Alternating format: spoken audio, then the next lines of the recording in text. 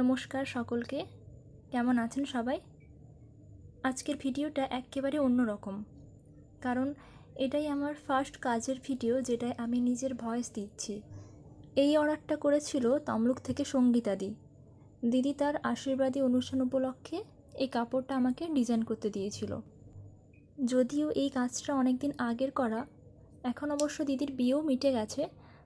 আসলে প্রচণ্ড আলসেমির কারণে ভিডিও এডিট করা হচ্ছিল না, আর এদিকে ভিডিওর ক্লিপসগুলো বহু দিন ধরে গ্যালারিতে পড়ে থেকে ফোনের স্টোরেজ বাড়াচ্ছিল।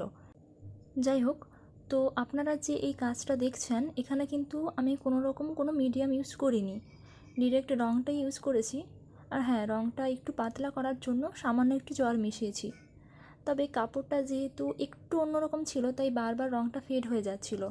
প্রায় 3-4 বার দেওয়ার পর শেষমেশ রঙটা স্টে করেছে। তো দিদির সেরকম কোনো ক্রাইটেরিয়া ছিল না।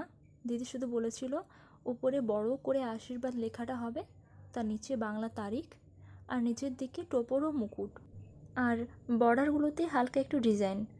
তো দিদির কথা মাথাতে রেখেই পুরো কাজটা আমি নিজের মতো করে করেছি।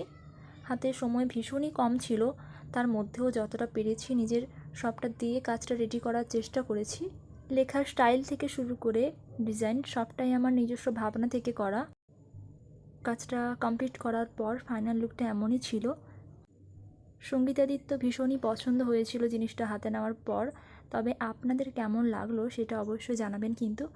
আজকের মতো টাটা।